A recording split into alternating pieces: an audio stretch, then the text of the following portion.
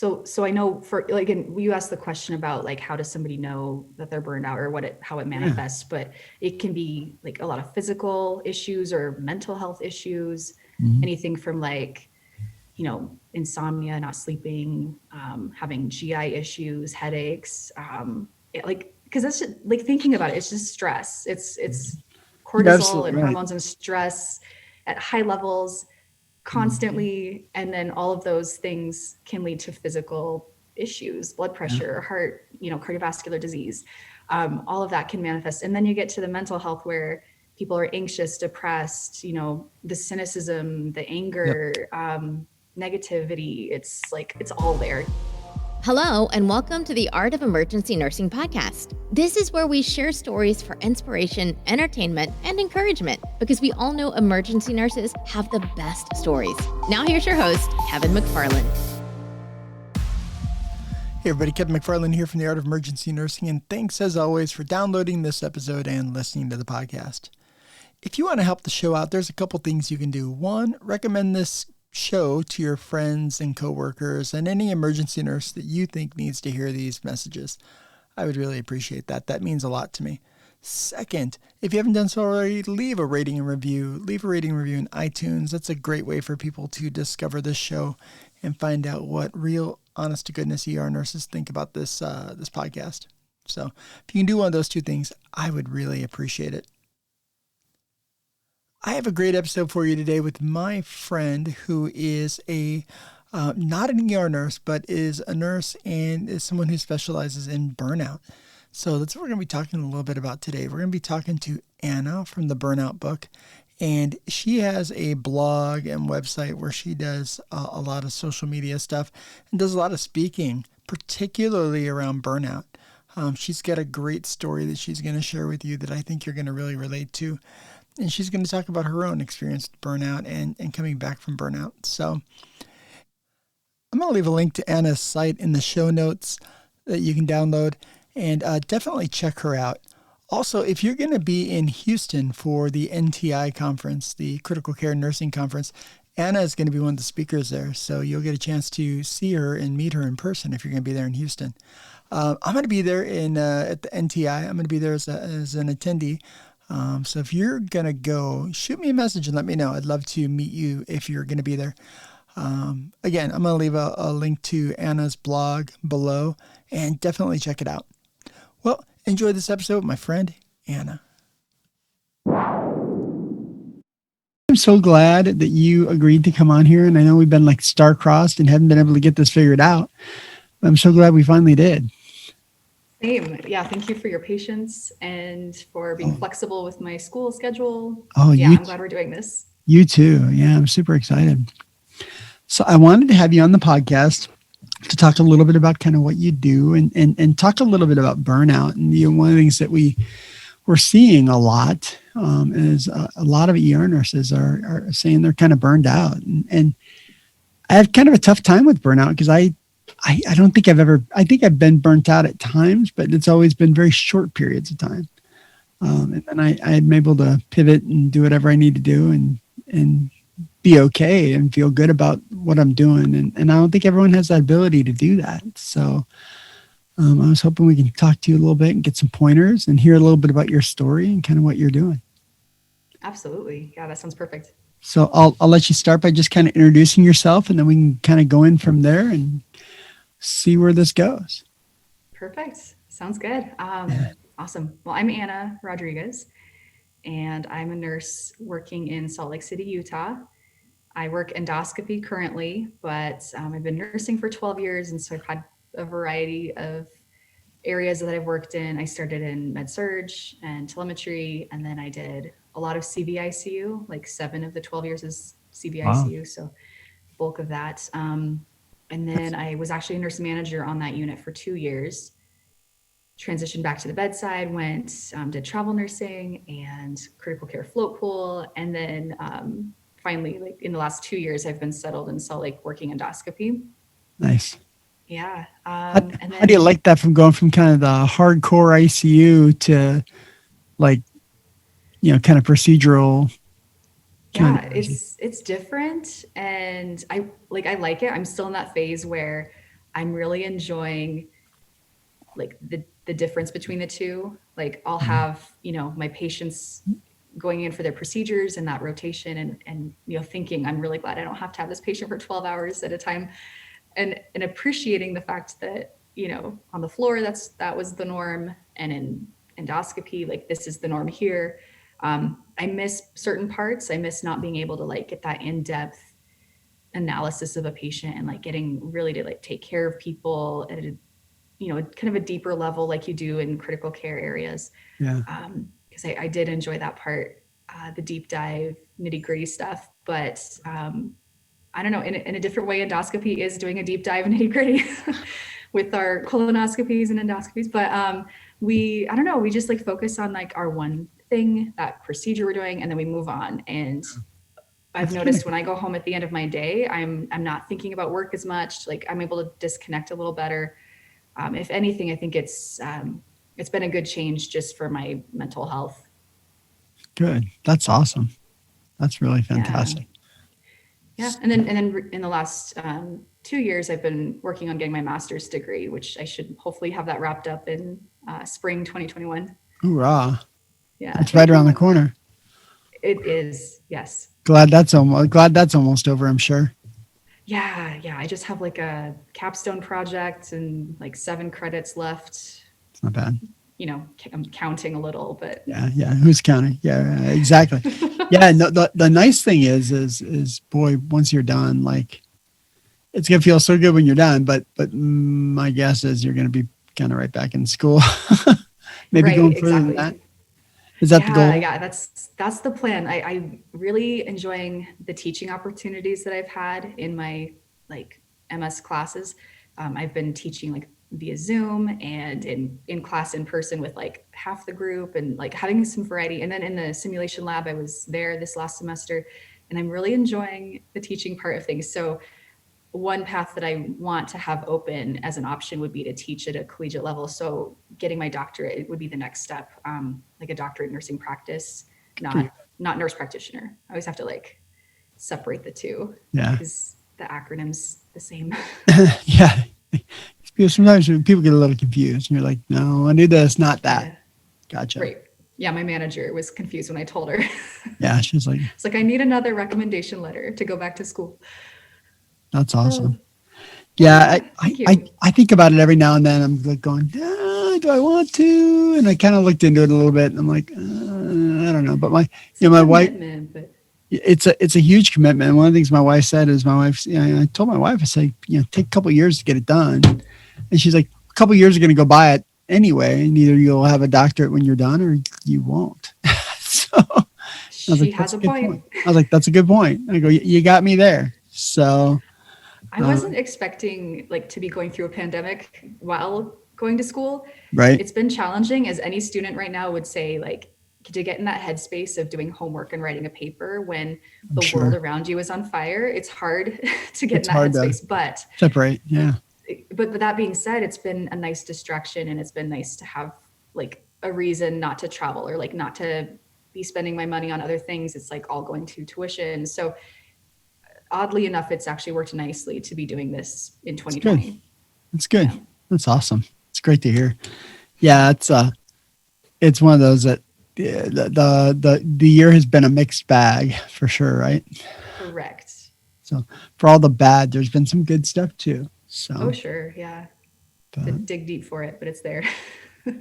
now you also have a little side little side deal. What do you do on the side? Tell us a little bit about what your entrepreneur side. Yeah. So in 2018, I started a blog and like social media presence. So if you look up the Burnout book, either online or on Instagram, that's kind of my 2 places that I try and funnel all my time when I'm not in school or working.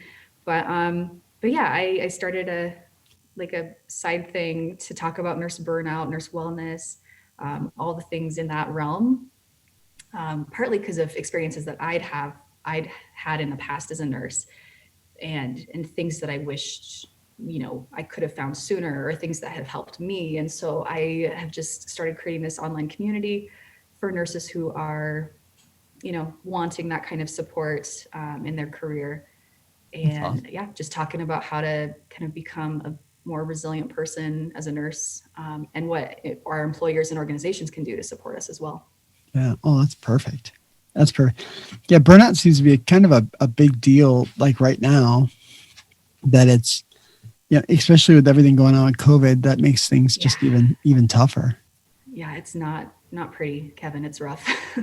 Yeah, things are kind of rough right now. I think about I think about the residents that I work with that are Mm, just now becoming nurses for the first time, and mm, you're going, wow, you picked a tough time. And I got a chance to visit with some of our ICU residents not that long ago, and they were like, high volume of our patients die. They're like that just happens. It's just what and they're like, and everyone tells us that's not the norm, but it sure feels like the norm to us. And I was like, I bet it does. And I bet that's kind of scary. So, how do you have that conversation with them to like either prepare them or set this expectation of like when you're measuring your skills and your abilities and your like value as a nurse by the ability to keep people alive, especially around COVID times? Like how do you have that conversation? it's a good question that I honestly don't know. And Yeah. what kind of sparked the question or like the conversation was one of the nurses had made a pretty significant mistake. Mm, One of them made a pretty significant mistake, and it was, we kind of heard about it through my office, kind of heard about it, and I didn't bring it up, but when I seen her, she brought it up to me and she said, hey, I kind of had this thing happen. She's like, here's kind of what we're doing about it, and here's kind of what I learned from that. And I was like, oh, that's great. Like at least you're learning something from all of this. yeah. And Oh my then gosh. it got to have we got a chance to have a conversation of how, it may have not been handled as well as it could have, but like there's certainly some opportunity, but it was one of those where you're like, it, luckily the patient was okay and everything was good, and she learned a ton from that incident. Um, but it was still, it's still a big deal. It's still kind of bothering her, and that's kind of what brought up the conversation, because it was a little while afterwards that we were having a conversation. It's Right. still on her mind. So Oh, I'm sure it'll be with her for her career. Like, yeah, I and think I we all, said, we all remember our first mistakes, and it's even worse if it's something major. Yeah. always, yeah. And I told her, I said, I remember I've made two big med errors that I say they're big. One was bigger than the other, but I've made two med errors that I know of I'm like, okay, I'll never forget those. I'll never do that again.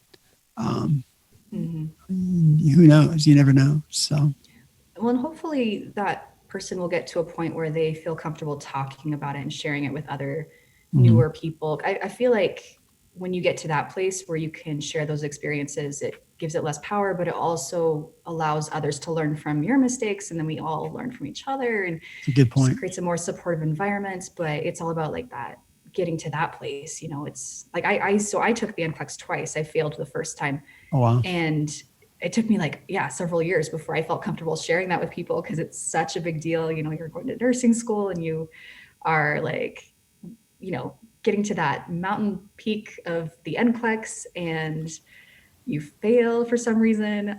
It feels really like, like it's frustrating, and it's got to be just you devastating.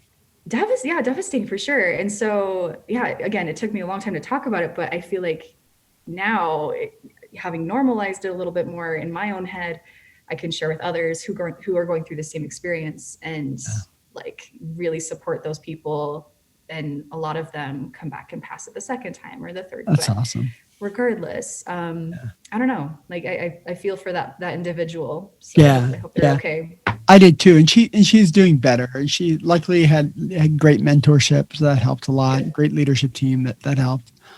Um, but it was clearly bothering her. It was clearly something, Mm, she was like, just had to kind of talk about. And I'm like, let's process, let's talk this out. I mean, the problem is so often we tend to just kind of stuff those things away and just act like it's not happening when reality is it's happening.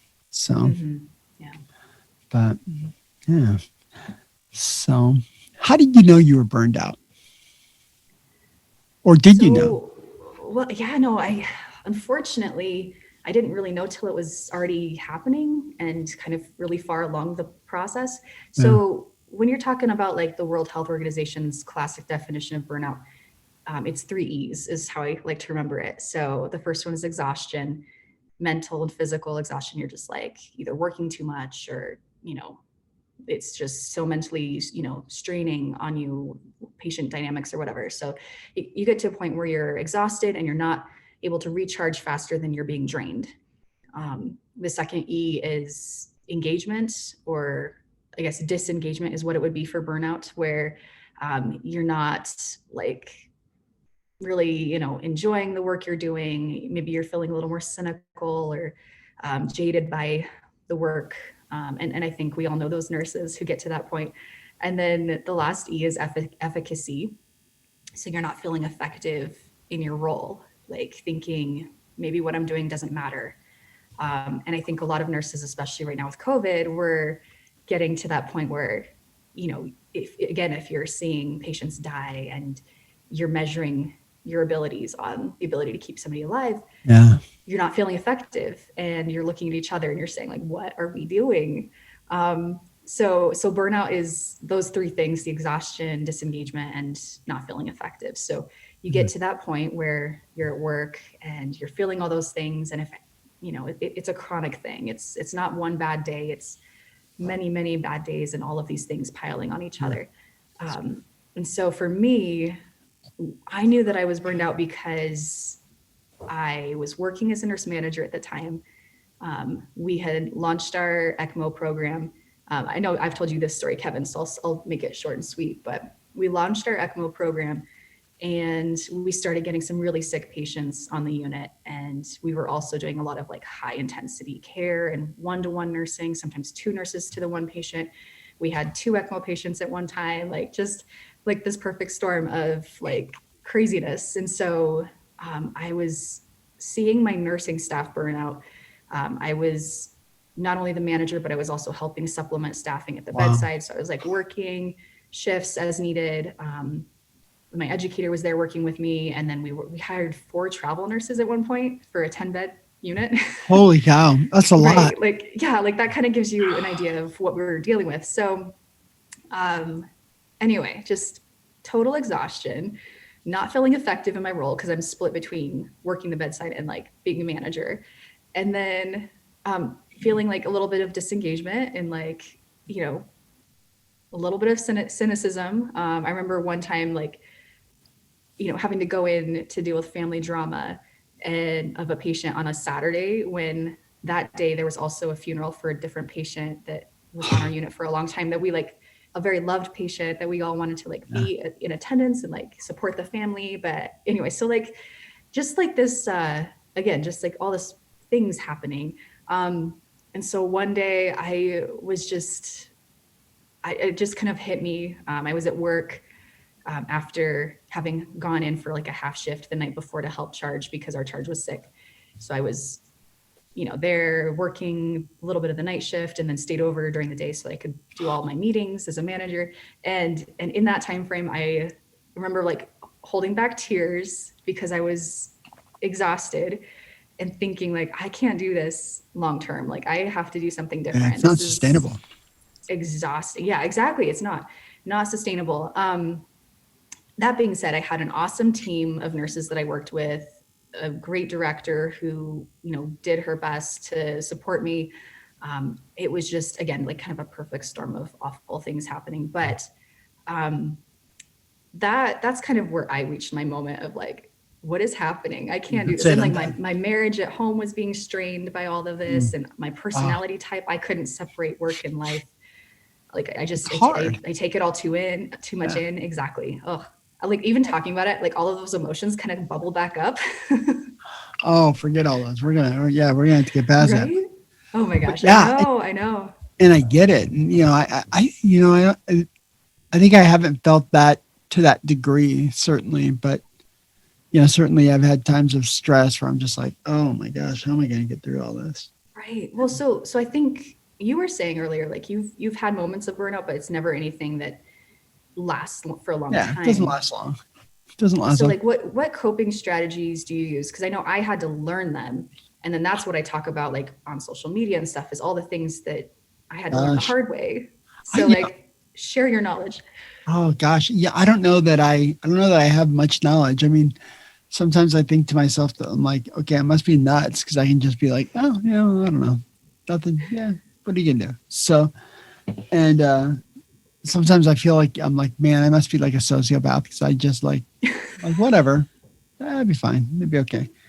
That's a good coping strategy, But actually. but in reality, like for the most part, things have been, things are for the most part good. But then I did get to the point where, I had a job and like every job's hard. Like I get that. Everyone has hard jobs. I understand. But what everyone doesn't have is, if you have a supporting team, if you have a good supporting team and a good support system above and below you, whatever.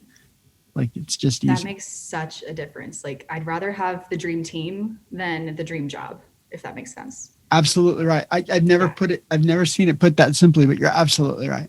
Like all day. If I can work with a great group of people, I'll be fine. Mm-hmm. Like we'll figure this out for Yeah. 12 hours. So Yeah. Quality leadership, awesome team, having enough staff, and then you're golden. yeah. And all those are important pieces to that. So all those are really important pieces. So tell me a little bit about what you do with folks now and how you help folks who are, maybe, or I guess what does burnout look for most folks that you tend to see and that are kind of in your audience? Yeah, no, that's a really good question. Unfortunately, it can look like many things, and it can also be triggered by many things. 100%. So when someone comes to me and says like, I am feeling burned out from my job, or like I'm struggling as a nurse, like I don't know if this is for me.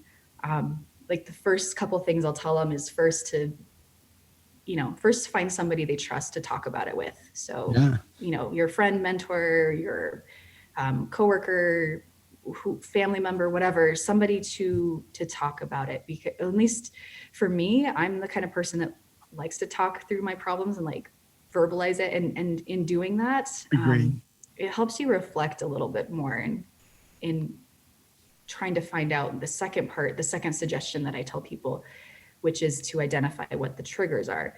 So, in doing that, then you can lead to the third part, which would be to make a change. So again, sometimes the triggers are related to the workload, the acuity of the patients. Sometimes it's related to the team that you're with, and maybe it's a toxic environment. Other times it's, you're just working way too much, or you're just stretched too thin. You don't have the supplies you need. Bullying, violence, like there's so many things that can be an issue. Yeah. But if you can figure out what those triggers are, that's what's going to lead you to make a change and make a meaningful change, not just leave and go to a different department, because maybe that will help. But if the issue really is, you're on night shift instead of day shift, or if the issue is something about the organization itself, and moving departments within that organization might not actually make that meaningful change. Does that make sense? I always tell nurses, I worked with a nurse who was so burnt out. He was the most burnt out nurse I've ever seen. Mm-hmm. And he just got to the point where he was an ER nurse and he just hated it. He hated everything about it. He just didn't like the people, didn't want to deal with people. And it showed in everything he did. And he was the last one to finally go, yeah, maybe I do need to leave. And we're like, yes, you do. You got to go. But, it's never stuff strong enough that we're like, okay, he's out of the organization. It's all like smaller stuff. Like it's all like smaller stuff that would be make it so obvious he was burnt out, and he just didn't care about a lot of stuff. And I'm like, right. And that's hard. You have to care.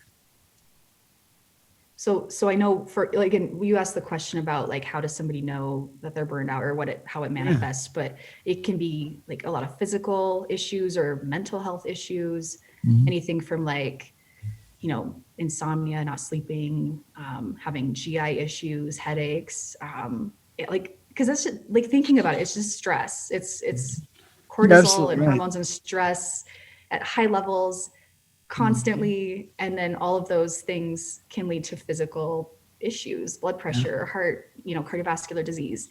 All of that can manifest. And then you get to the mental health where people are anxious, depressed, the cynicism, the Yep. anger, negativity. It's like, it's all there. It can, Yeah. just everyone manifests differently.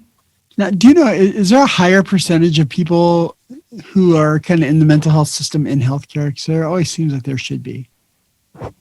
I don't know. I'm not sure I understand the question. So, like, do you think that there's, like, for healthcare workers, do you think they tend to put more on themselves, that they end up kind of working themselves to the point where they end up getting kind of burnt out? Do you I think? don't know what the ratios would be, but I know there are certain individual types or people with personality types that are going to be more at risk for burnout. So people who normally have high stress levels, whether work or personal life, and kind of it all blends together. So high Yeah, stress levels for there's no sure. separating it. Yeah, no. People who work with critically ill patients are definitely more at risk. So, ER, critical care, ICU, NICU, whatever. Yeah. That's going to be, high stress environments and morally distressing experiences. So the death, the dying, that kind of stuff can wear on people. Individuals who are empathetic or have poor boundaries, that's a hard one because people will feel more burned out quickly. Individuals who are younger or newer in their career and like haven't developed the coping strategies yet are at high risk. Yeah. As well as type A perfectionist people, anyone who just maybe feels isolated. So there's like those, I just learned about this in school. It's like the socio-ecological model that like there's social determinants that can influence your proneness to burnout. Huh. Interesting. Don't tell my instructor I phrased it that way. Interesting. Social determinants of Like burnout. what? Like what kind of Look it up. social determinants? Oh, I mean, just like, Do you remember? so the couple that like I wrote about in a paper like last month were things like feeling isolated or lonely. So if you're an individual who doesn't have a good support network, if you're maybe divorced or away from family, travel nursing actually can be really difficult because you don't have that team with you. And even right now with COVID, like we're not physically with our, friends and family as much. So that can be something that can predispose you to burnout. Yeah. I had a nurse reach out to me, I guess a few months ago, and she was a brand new nurse, and she's working med surge, and her family has essentially shunned her. They were like, "Yeah, you're working with COVID patients, like you can't come over. Like we'd be happy to talk to you on the phone, we can Zoom or whatever, but you're not coming over." And like that was like her whole life. Like that's and to like I couldn't imagine saying that, but and she was just like, yeah, she was like, I'm kind of lonely. Like I'm kind of lonely. I'm kind of burnt out. And I'm like, you and every other healthcare worker on the planet who's either voluntarily, trying to kind of stay kind of quarantined or not. Right. And, I was like, well, you got to get some friends. Cause I invited her to like our happy hours and stuff like that. Cause I'm like, this is tough. Like now is a tough time for nurses. Like I think a lot of nurses are really struggling. So. They are. And that's why I love what you're doing with the Zoom happy hours, like getting a community regularly together. Like it's great. It's a great approach. Yeah, we've been doing it just for fun, and it's been, we haven't done it as regular as we probably should, but it's a great way to just have people. We didn't get a chance to see each other. A lot of times we see each other during conference, and we get together at conference and get to see people from all over the world, and that's the coolest thing. One of the things I like the most about nursing. But sometimes, like with this year, it just hasn't been an option. So you're like, right. So we were like, okay, well, we can fix that. Like we can just get together. So absolutely. So you're like, that's an easy your thing. own drink is even better because you don't really do that at well, I guess after hours. Yeah, exactly. No, that peer support, you can't beat it. Yeah. And having a good support system at home is ideal, of course, but if it doesn't work out, have something else. That's kind of cool. Totally. So, yeah. Yeah, I guess if that's one burnout tip I would have, it's do what you can to develop that support system for when you need it, whether you're burned out right now or not. Like, It's a big, just have it ready to go. That's important. That's really important. So, yeah. What kind of behaviors do we see when people are kind of on that burnout train, for instance? Like what kind of things how does it change their care? How does it change the way they practice? How does it change them showing up? Like, Oh, all of that. It influences everything. So if you have somebody who's feeling burned out and exhibiting those symptoms, we talked about the exhaustion, the, ineffectiveness or efficacy aspect, and then disengagement. These individuals might look like people who show up a little bit late to work, or people who are rolling their eyes every time they have to like do something, or like seeing a patient hit their call late and just like refusing, like, I'm not again, come on. Like, I mean, again, we all probably do that to some degree, but it's the people who like, I don't know, maybe do it all the time, or maybe just like default mode. Yeah, default, totally. Yeah. I think, well, and unfortunately, there's been research to connect burned out and staff members who are feeling symptoms of burnout and linking that to patient outcomes. So when it comes to like falls, like CLABSI, the urinary and bloodstream tract infections, patient satisfaction, all of those things are connected to happy and satisfied staff members. Yeah. So that's, I guess, one of the exciting parts is that as more research is being done, that connects it to patient outcomes and the important measures that hospital administrators care about. That links it to them then caring about their staff members and making sure they have these healthy work environments for them. Yep. Yeah. And certainly that helps, kind of shine a light on what's important, Right. Exactly. Yeah. Sure. And it's hard because sometimes you'll see your team member and you think, oh gosh, like they're really burned out and like, I don't know what to say to them. And I think in those scenarios, maybe they don't even know yet. Maybe you're seeing it because you've experienced it or you're sensing it, but they have to get to a point where they recognize it and are willing to do something about it. So all you can do at that point is just be there for them, genuinely care about them, ask them, hey, I think you seem a little distracted, or is there anything going on? Anything I can help with? Like, that kind of thing. Just be there for them and start there. Yeah. I think one of the things that's really helpful is if you know your team and you know what they look like when they're on, then it's easier to know what they look like when they're not.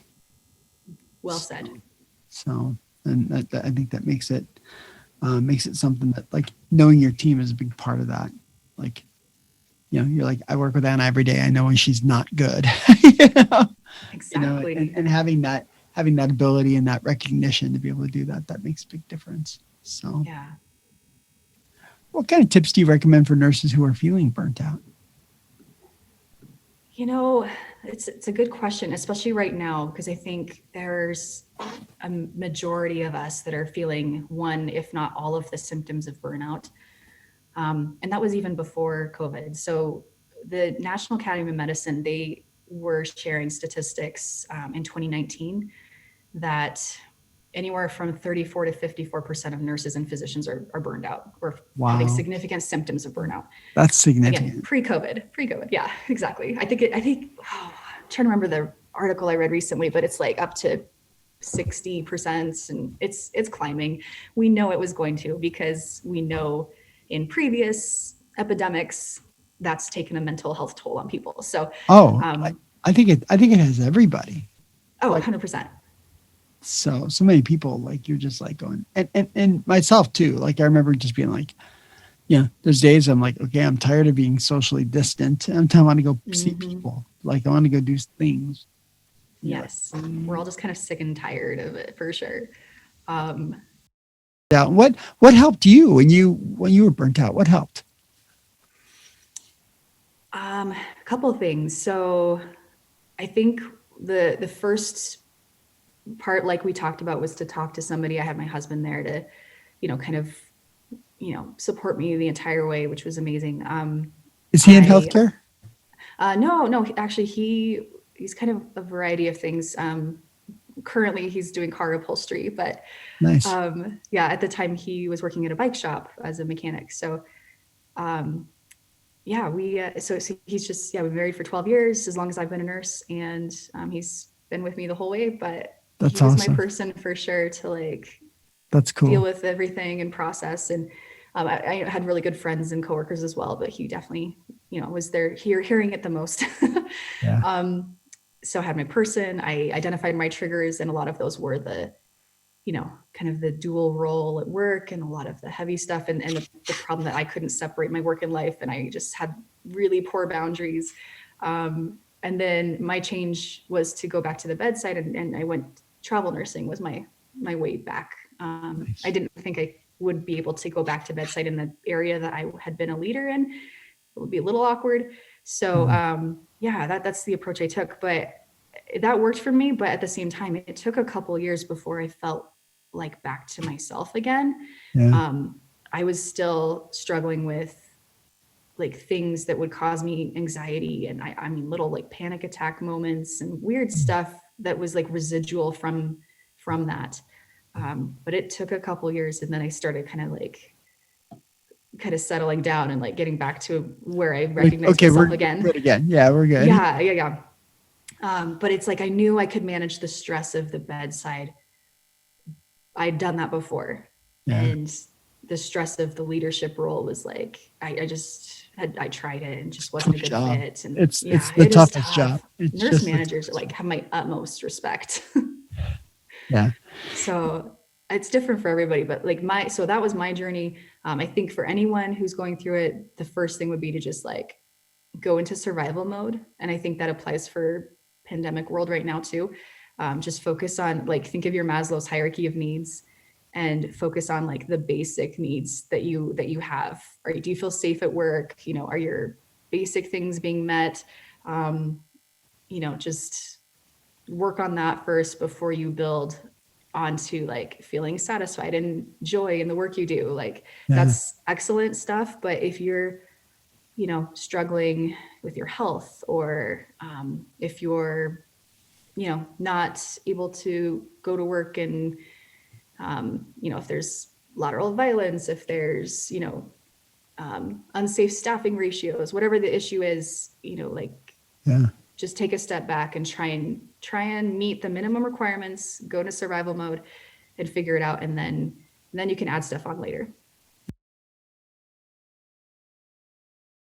It's hard to come back from burnout, but I think sometimes, I think it's certainly, you certainly can.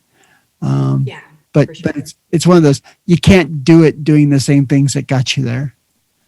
Like exactly. It's not, it's like you can't get there from here. You can't, if something got you there to the point, like you're not going to get out of that typically.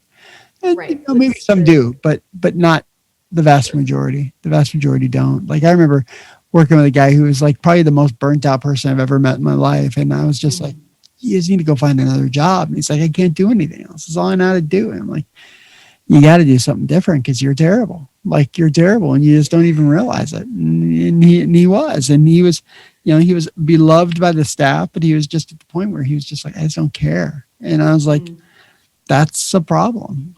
And then finally, he was like, well, maybe I'll go do something else. And he did. And then he loved it. He was like, this is the best job ever. Why didn't I do this 10 years ago? And I'm like, I know, right? You should. And this is a fellow nurse, right? Fellow nurse. Yeah, he was a charge nurse in the emergency department. And he was for a long time. And then when he finally said, okay, I'm going to go do something else, and he went and worked at a clinic. And he's like, I love it. He's like, I love my patients. They're wonderful. He's like, there's hardly ever any emergencies. And if there are, I got that all over. He's like, it's good. So I think that's the beauty of nursing is there's so many different ways you can take it. And 100%. Yeah.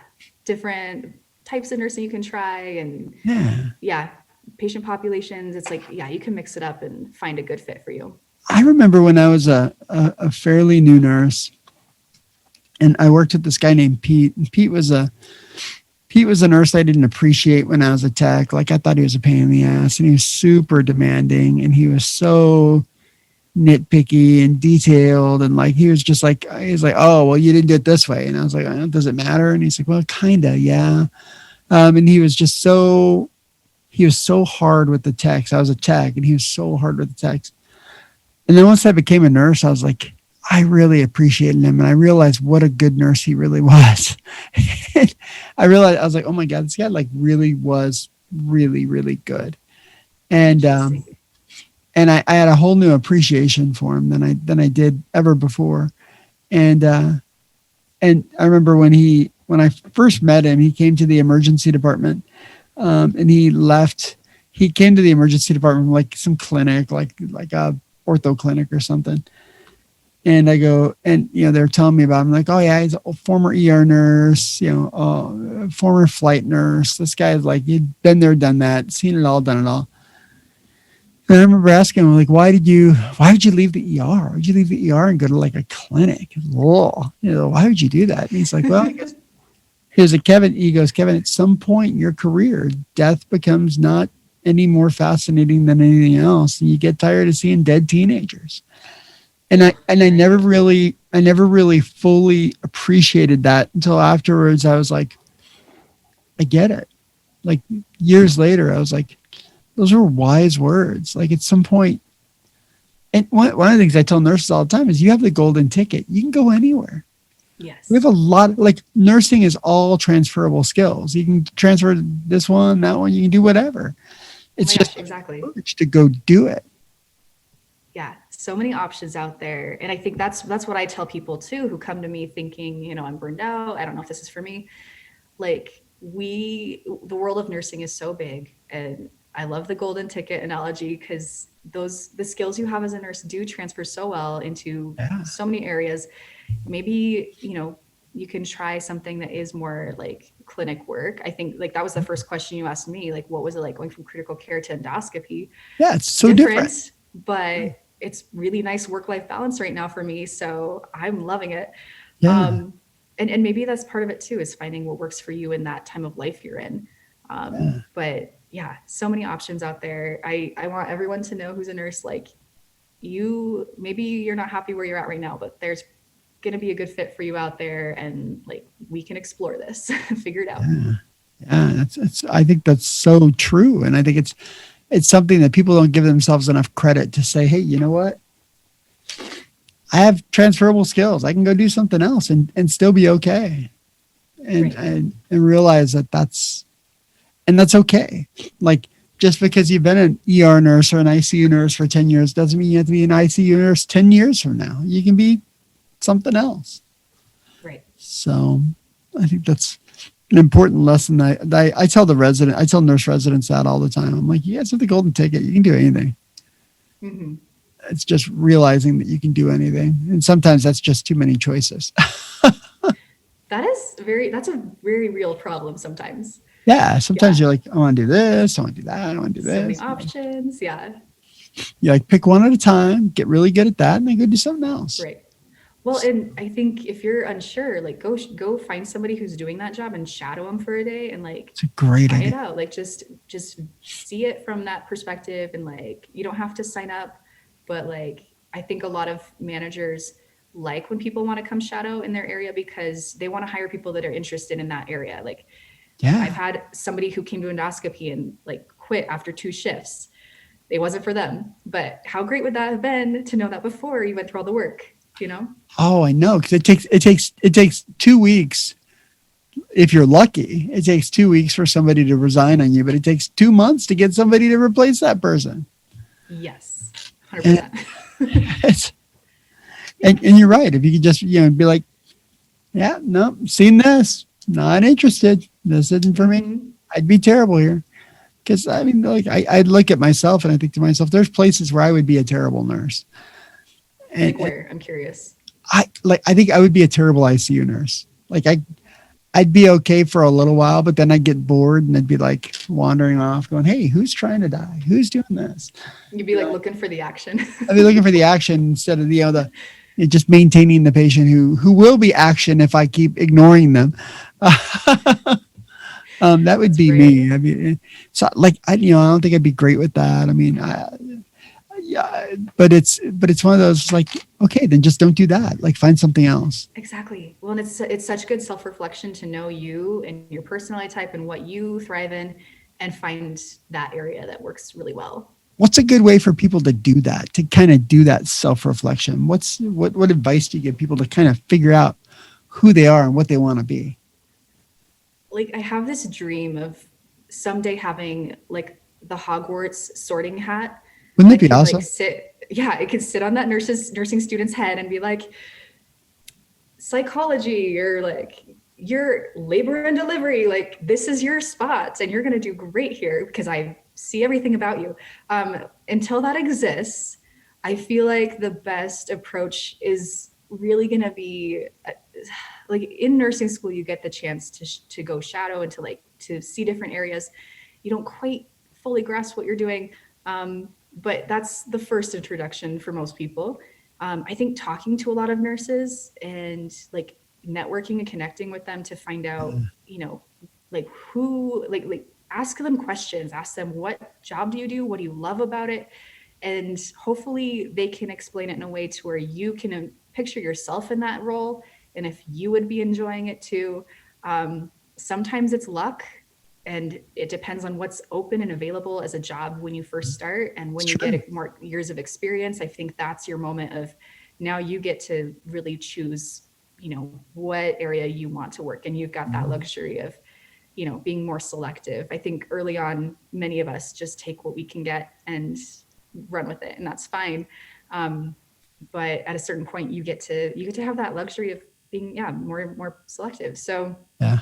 asking lots of questions and networking and connecting with other nurses is a good start. And I mean, social media is kind of amazing because if someone comes to me and is like, I'm thinking about hospice, I have a nurse in mind I can refer them to, or I'm thinking Right. about You're like, oncology, you got to there's talk this to so and person. so. Yeah. Exactly. Nursing education practitioner. Like I think about CRNA school, like I have people I can connect them to and they can like explore that and as an option. And I guess that would be my advice, to just try Yeah. and find those people, ask lots of good questions, and try it Yeah. out. Shadow for a day if you can, but then yeah, give it a whirl.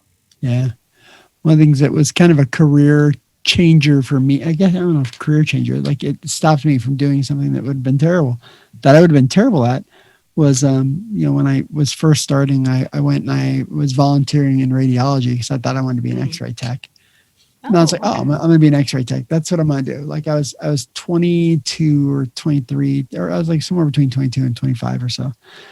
Yeah, still hadn't figured out what I want to be when I grow up. And I was like, I'm going to be an X-ray tech. That's what I'm going to do. And then I went and volunteered in the X-ray department. And I was like, going, this is literally watching paper dry. Like it was, be in the little dark room back when there was a dark room. And they're going, you put it in the solution, then you put it in the solution, then you hang it up and you let it dry. And you're like going, Nope. no, this isn't for me. Like I'm going to go nuts here. But then I That's realized, I funny. was like, but the ER looks like a lot of fun. So I was like, maybe Yeah, that, maybe you that. never know. There you You never go. know. That's amazing. Yeah. I started my introduction into the hospital world by being a transporter in high school. I volunteered as a transporter, and then I was a CNA, and then yeah, nursing after that. But yeah. That's awesome. I love hearing stories like that because it's like that's how you figure out kind of what you want to do. And I did a little bit of behavioral health. I did a little bit of behavioral health when I was working as a tech, and Nice. I was like, okay, this is kind of cool. And I was like, but they don't always get better. And I was like, I'm more of a short term relationship kind of treat them and street them kind of guy, and Yeah, yeah, yeah. and I hear in you. behavioral health, it just doesn't work out that way sometimes. And Nice. but I did it for a little while, even as a nurse, and I loved it. It was fun, but it was just ER is behavioral health anyway. Like it's all behavior, Oh, totally. The so, overlap. That's where they start before they go there. right? Yeah, it's where they start That's where there. everyone starts. The ER is everything. Like everyone begins there. Like, yeah, you Yeah, guys, I don't know. The ER, I when I was critical care float pool, I got to go to the ER several occasions. And I just like the variety is probably the thing I love the most about that area. yeah. Like you see a little bit of everything, like from boo Yeah, boos to near death, fighting exactly. death kind of situations, and that's Trauma bay, yeah, code situations. Exactly. Yeah, I think that makes it kind of cool for me. That's what I enjoy about it.